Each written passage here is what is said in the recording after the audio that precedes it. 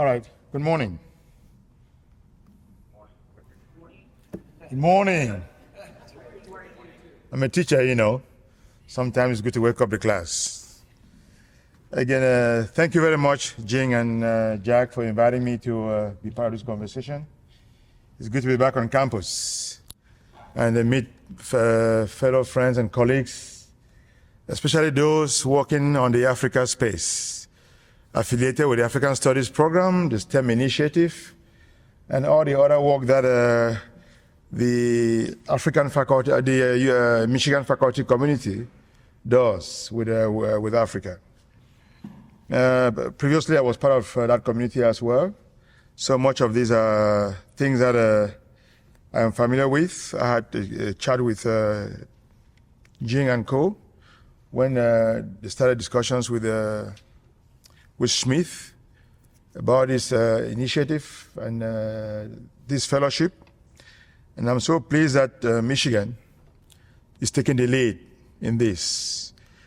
I was mentioning last night about what we used to call the Michigan difference. And it plays a big role on African prospects. So I am not a practitioner of AI. I'm trained as a mathematician. But for the last couple of years, I've been more into policy and development, STI-based policy and development. So just a quick, I would mention more about the African Academy of Science, who they are, what they do, and how we can work together to advance this frontier, given that AI now is a new frontier on who is who on the globe. Who masters it and uses it has an advantage over the rest. And that's where the geopolitics is these days. So first, the African Academy is Africa's largest community of senior practicing scholars, like your US national academies. 54 countries on the continent. About 29 have their own national academies. Kenya has an academy of its own. So does Cameroon, Senegal, Ghana, 29 of them. And together they have a community called NASAC, the Network of African Science Academies. So you hear these different configurations of academies on the continent. They're smaller in scale, but the African National Academy is the most senior and the most continental. So I have a map here that indicates their distribution of representation across the continent. All but about 3 countries are represented. Many of them are, again, the most senior in their practice. The map, the chart there, the pie chart there indicates their distribution by region, West, Central, and North Africa. So it's pretty comprehensive. We do have fellows who are not African, who don't identify with any African country. And those are our associate fellows. And for all our colleagues here who have done such work over their careers with Africa, I would invite you to consider being an associate fellow. If you're of African origin, identify with an African country, be a regular fellow. It would give you a platform to advance your work with a very strong institution. The Academy is well affiliated with the African Union as the largest scientific body. And many of the things that we discuss here are on our agenda. The Academy, even though it's the Academy of Sciences, is quite broad. It has 10 disciplines, 10 clusters, from agricultural sciences, bioscience, chemical, down to physical science, policy, and humanities. So it's not only science. We're actually having an internet discussion to reconsider that name and make it more representative. So there are 10 clusters, and everyone here will find space if so interested to be nominated. And I really strongly encourage our colleagues here, because I know how much work we here do for Africa.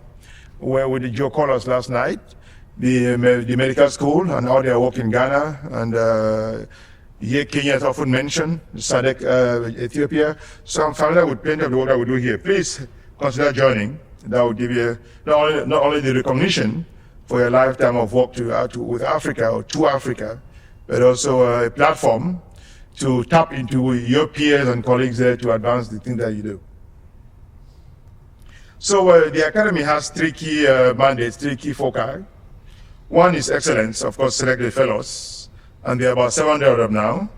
All of Africa's Nobel laureates are our honorary fellows, among others. But the main thing that I will share here is the light bulb and the other one, programs, think tank. So as an academy, we focus on leveraging our fellows to provide advisory think tank services to Africa's middle and upper management and leadership. Our ministers, our CEOs, those who run the continent, who manage the continent. How do they manage the variety of questions on the table that they need to decide upon? What is AI to them? We love to have a good working group that looks at AI in its entirety and look at African prospects in that field. Advise our leadership on how they invest, how they train, and how they appropriate AI and use it for their own purposes. So that's just one example, since we're discussing AI here. But we offer advisory services in all the various fields. You're leveraging all our 10 clusters. And that's dependent upon funding, of course. But that's particularly what I do personally. So I lead the advisory services and think tank. And that's why the term is policy and strategy person there. We also work on programs to support young African scholars, especially around the postdoctoral level, just before and after PhD. We want to leverage our community and our institutional capacity to seek resources and manage it for the continent. We know African realities, we know the material conditions. We don't see it from an American lens or Chinese lens or anybody else's lens. We see it from an African lens. And we know what Africa is going through, our history, our reality, our geopolitics, our constraints, and our opportunities. So from that point of view, we look for programs that would optimally support our young, growing population to take their place in these various questions of development, including especially STI. We analyze and we look at what it takes for Africa to develop its own research and innovation ecosystems. My colleagues will speak about the practice as practitioners, as a frontier scientists. But then we look at the ecosystem. Africa has its particular history. That is not American, it's not Western, it's not anybody else's, but it's particular to it. And the challenges that Africa faces that even causes it to need support the way it does are historical, they are political, and we understand it. And so we try to develop support and advisory services on how to manage the systems to develop our own research and innovation ecosystems and empower our youth to do the Africa that they want. My colleagues here from NEPAD, I think our comments will be more complementary along this. But the African Union has something they call the Africa they want. That's the Africa that Africa wants, not the Africa that anybody else thinks they should have or wants to bring to them out of all the goodwill that comes from outside, the Africa that Africa wants. And in that light, I was suggesting that in these conversations, the best way to do Africa is to have a dialogue with Africa first. Have a dialogue with Africa first. You'll hear conversations about how, since post-colonial, 1960 for most African countries, you hear how much the IMF has poured in Africa, how much the Western democracies, the USAID and all the other philanthropic community have poured in Africa. And sometimes they will question what came out of it, why it's still there imbalances. Good efforts like this and Schmidt and all the Michigan community. Now China is coming there and there's anxiety on how the Belt and Silicon Belt Road and all the other efforts. The Korean, the BRICS, everybody is coming there and what's happening that the material advancement of rebalancing development prospects is not so strong. Those things are what we understand, and so we suggest to our development friends and partners and funders, talk to Africa so you understand them and don't bring solutions that don't align with their own reality and aspirations. That's a big issue that causes good efforts, lifetimes of support and work not to yield the outcomes that one would have expected. So a good thing on this AI conversation, on science, on any other aspect, is to first of all have a conversation with Africa, with African leaderships, with the African Academy, for example, to understand Africa, to let them lead what they need, to mutualize your effort with their own aspirations. So that's a big key aspect that we encourage and we facilitate. The Academy has their regular fellows, and they have their young fellows, that we call affiliates, that will encourage young scholars here. I don't know how far this microphone would go from today, but all the young African diaspora scholars, for example, around the US, to consider being an affiliate of the Academy, so that you can latch your work to Africa's own colleagues and practitioners. There are at least 20,000 African-born PhDs here in the US, African-born, like me, who was one here. So affiliate with them. If you add the African American, that we consider our diaspora, the whole of them, 1/4 of American population, the Obamas, the HBCUs, that's about 100,000 PhDs in the system. We want them to be part of this conversation to support a science-led development on the continent. Efforts like this can be amplified when more voices and the capacity of Africa here outside joins the bandwagon. One effort is good. It can spark so many more if we amplify the conversations. So we have the regular fellowship and the affiliate program that would encourage the broad variety of US higher education enterprise to consider being a part of if you want to do Africa right. Not to do Africa, but do Africa right. Affiliate with African institutions and hear from them what they want. The think tank services and the working groups, the programs that we implement to support. We really appreciate how the Smith Science, AI and Science here is structured. We do something similar, but a little more deeper from our end over there. When you develop a program from within the US, you are assuming some things have taken for granted already, because the US is a robust scientific community. So you do AI for science. You want to advance science using AI. You assume that science for AI already exists, that the tools already exist, that the scientific foundations of AI already exist. That's not your problem anymore. The ChatGPT, the Google, the Microsoft, they're already there. You don't worry about that anymore. It's already part of the ecosystem. So you want now to apply that product from within the American society for science. On the continent, we'll say we want science, AI for science. We also want science for AI. That's the key thing. We want to move the center of gravity of the productivity of science and AI to the continent. We have a heavy population coming up, a youth bulge, as you've probably heard over and over again. So that within the generation, 1/4 of of the world's young people will be African. When I say young people, we say 1/4 of the world's talent pool, not only young people, the talent pool, the creative locus will be in Africa. We want to empower them with the mathematics, the computer science, the data science, the frontier core, hardcore science, to produce the next versions of AI as demographics change.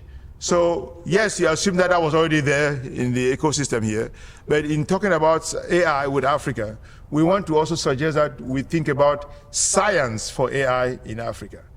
And we are interested in engaging in that conversation to build up on what is being done here at Michigan, to enhance, to enhance it that way. Demographics are what they are. You can fight data. You can twist it the way you want, interpret it from any lenses, but it's a fact. And we cannot do away with that. So we want to work with our partners here to implement programs that provide hardcore scientific foundations for AI and what comes after AI and the future of the scientific enterprise globally. Africa is where that should take place. We want it to take place there. We want them, these young folks to, right now we have a few programs, and how do you do that? A program like this, as I was commenting, assumes that some things are already for granted in the ecosystem. If Michigan is not doing it, Harvard is doing it, MIT is doing it, Stanford is doing it. So you don't do everything, it's already there. But on the continent where the hardcore foundations are weaker, where everything comes from outside, I've made this comment to our leadership before, yes, since the Ford-made cars, car industry has been there, we use cars in Africa. We don't have a factory yet. We use cell phones are probably more popular in Africa than anything else. We don't make a cell phone there yet.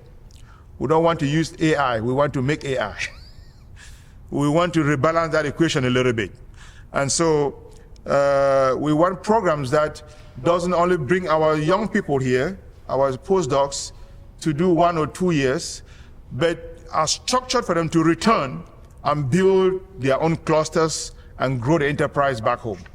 And so we will encourage programs that, yes, support them to come and have exposure and relationships with the vast communities that we have here.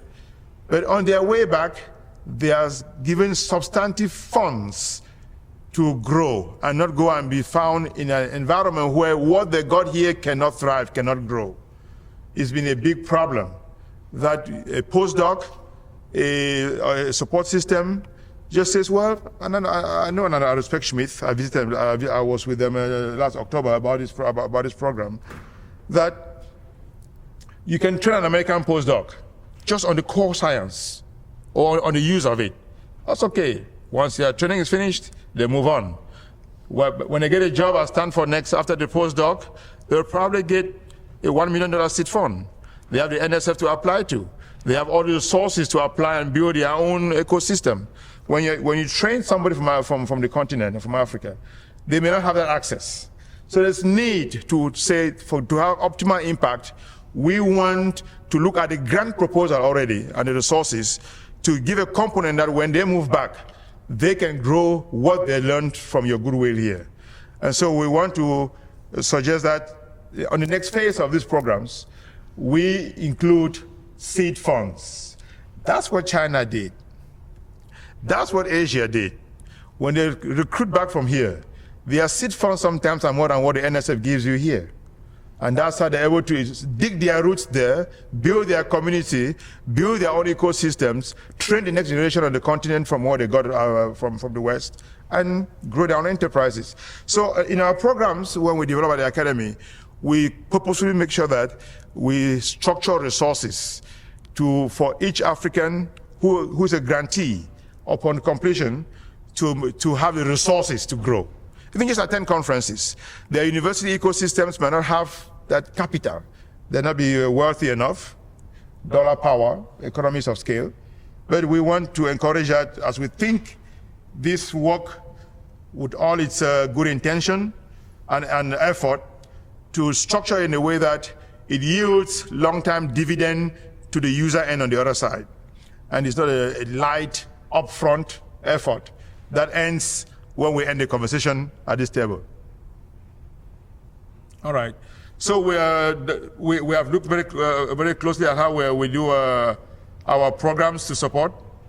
An example of such programs is what we have that we call APTI, that supports African scholars to come spend about 2 years at the NIH here, the healthcare system, sector. At the end of it, 2 years here and 2 years back home, they get about $500,000 startup funds. That's an estimate. Why not do $1 million if the money is there? The US has 800 billionaires. It's a robust philanthropic community. It's a thinking. If you think at the level of $1, you get $1. Think at the level of $1 million, that's where your mind is. So we want to encourage that we try to put substantive seed funds to grow the relationship that we have that generates from this effort. Now, we're part of, as policy think tank for the continent with our colleagues from NEPAT, we recently developed Africa's next 10-year strategy, STI strategy. It was called TISA 34. So it goes from 2025 this year through 34, 10 years. And among the top priorities that the continent is putting its mind on Number two, there is human capital, infrastructure, and skills. Human capital in this AI, in frontier sciences, but not only, again, in the utility of science, but in the productivity of that science. We want to build African capabilities in frontier science. That's AI, among others, IoT. They're all there. This is what Africa actually wants to do. So what your effort are providing here are aligned with Africa's own aspirations. But we need a conversation to see how the arrangement optimally produces desired outcomes. We want to encourage that Michigan being in the US, and the US being a global power, we consider how we can leverage this for science diplomacy and science cooperation. The US has science cooperation with over 50 countries. Between US and Israel alone, over 50 Nobel laureates out of science cooperation.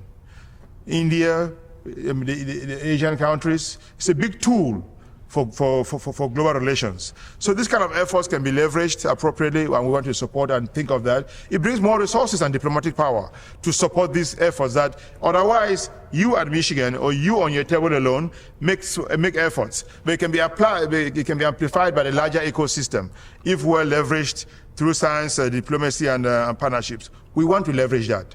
It's a big source of resources, human capital, and funding to advance the continent. That's what Africa wants to do. It wants to support. It wants to leverage its diaspora. I mentioned that 1/4 of American population is diaspora. So I know these things sometimes get nuanced in the political atmosphere, but it's a fact. 1/4 of the population is Africa's diaspora. Africa recognizes them. They recognize Africa that way.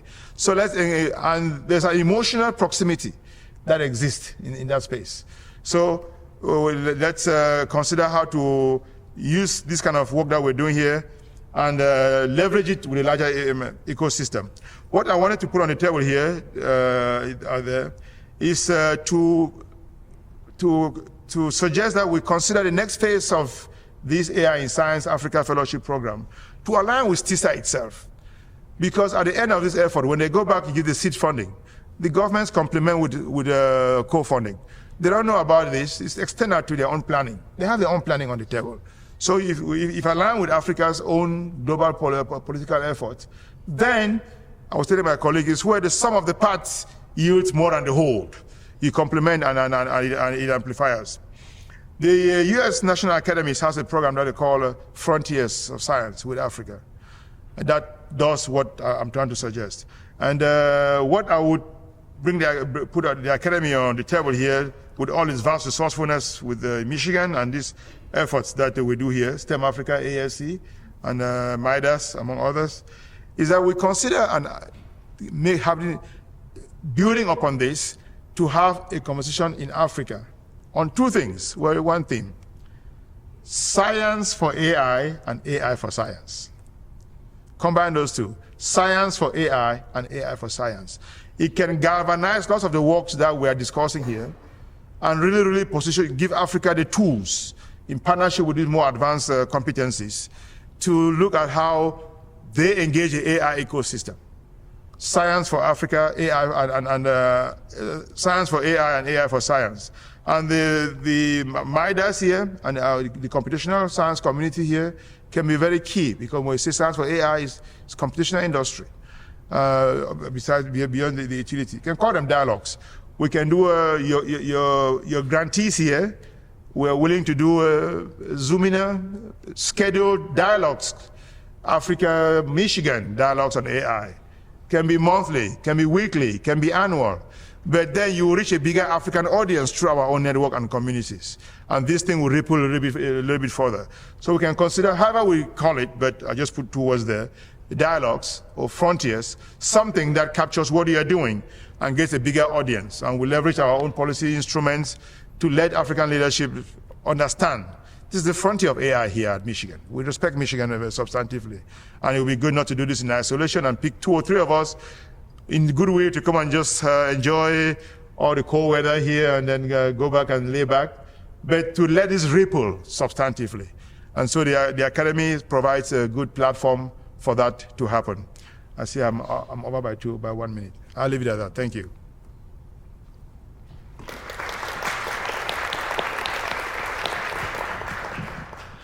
Okay, who has questions?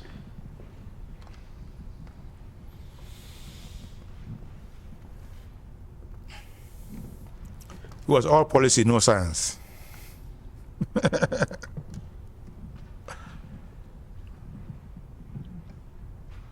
Just looking at your grand challenge, I'm wondering if you have, you mentioned what's happened in India as an example.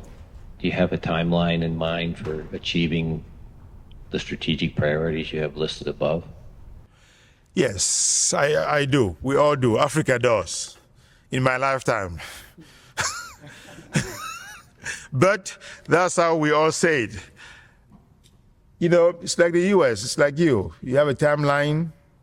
They say man proposes, God disposes.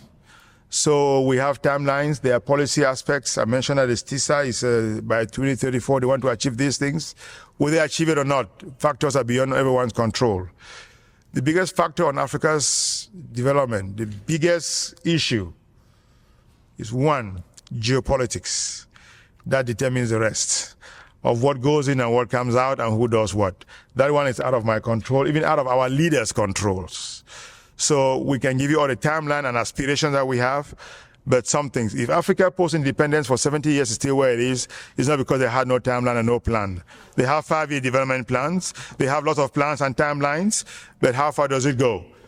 Africa's development is not 100% in their hands. I think many of us here would understand what I mean by that.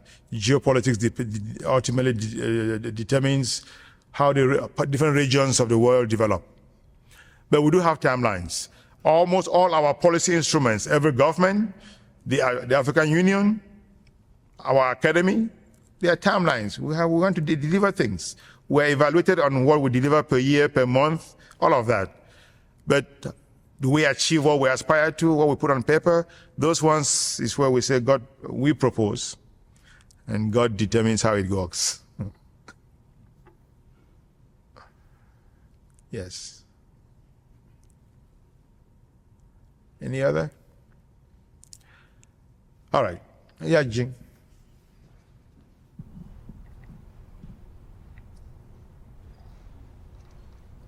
This is actually more a comment than a question, but one thing that I think a lot of scientists do when they are in a environment where the resources are less optimal is that they figure out really creative ways to develop, like for example, small AI models and so forth, right? To use really efficient methods to address their research challenges. I actually think a lot of the Western scientists are facing the same thing. Compared to industry, the resources that universities and university researchers get for AI research is really not very optimal.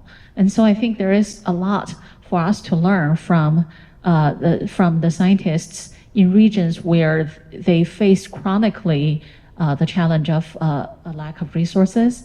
And so we actually, I think this is something that could be interesting for us to look at how scientists in Africa solve a lot of the research challenges and also apply to our settings right now with all kinds of challenges that new or existing challenges that we're facing, especially in the AI domain. Well, I share that, and that's the whole point that I'm making, that talk to the other side. Talk to the other side, co-create. It's like in the US, richness and poverty. They are the billionaire rich people, and they are the $0 poor people. And sometimes the billionaire assume that the poor person is worse off and want to import. Sometimes they're just okay where they are. They don't have to be a billionaire to have a good life. It's the same thing with global development. One might assume that because Africa is less resourced, they don't have answers to issues in their own environment. They do. I can give you hundreds of anecdotes on how goodwill, intention, Western solutions come in there and instead destabilize their ecosystems and leave them worse off. Agriculture, health systems, lots of it. Because one came with a mindset of providing a solution that wasn't adapted or amenable to the environment. Even though they may be resourceful, not as worthy, but they thrive and they have their own answers. Africa is what? 5,000-year-old society. They've lived and done these things in various levels. The key thing on that, Jing, is to co-create, talk to African communities. Understand that even though materially they may not be that resourced, in ways of their own humanity and existence and adaptability and solutions to their well-being, they have answers to their problems that may complement what their good friends are bringing from outside. We need to co-create. That's the key. And you realize that it's a bi-directional process. You know, we have these discussions. Lots of Western museums are full of African art, top-scale art. It's a bi-directional. You can't just say because there are no art. You hear all the time. It's a poor society, but the art enrich Western society and museums and art. So when you go and co-create, you come back with things that also enhance your own civilization and cultures. So it's not about unidirectional because of material kind of wealth differences. Art is just one. Religion, different domains. Science just has its own particularity. That when we want to co-create with our partners on the receiving end, it needs to be very intentional because it's a scientific process that is very intellectually engaging and that is not trivial. So to engage is to give as to learn. And sometimes here we call it here multidisciplinarity, right? Bring different thought processes. The angle through which African people see things can only enrich the way our friends outside Africa see things and enhance common humanity. It's not a zero-sum game. But the imbalance, I was mentioning that causes that a lot of goodwill to go to the continent, and there's nothing coming out of it. It comes with a unidirectional mindset. We're going to give. We're going to help those who don't have.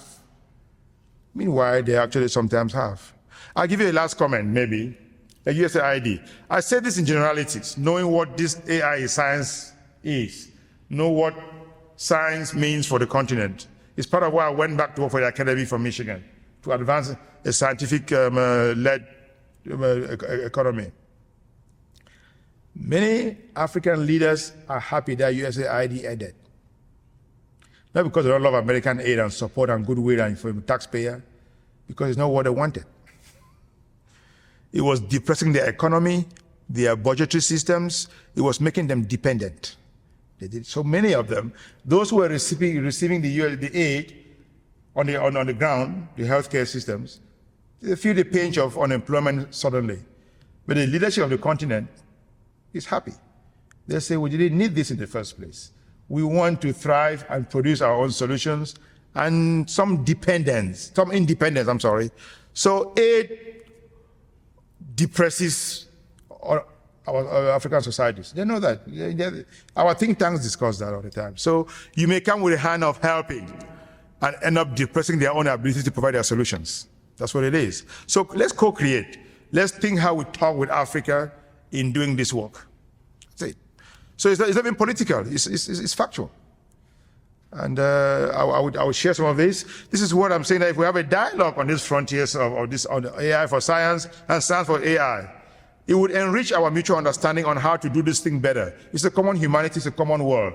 You're doing this for many reasons, but you're serving a certain purpose for our globe, which is getting smaller and smaller and smaller and more interdependent. There's something that is affecting American society, demography. And we must empower different demographies for a common coexistence. This is part of that effort here as I see it, as small as it may seem. So this dialogue is necessary. So it's not me versus you, it's not who's up, who's down, but who has, who doesn't have, and how we complement. Okay, thank you so much. Thank you.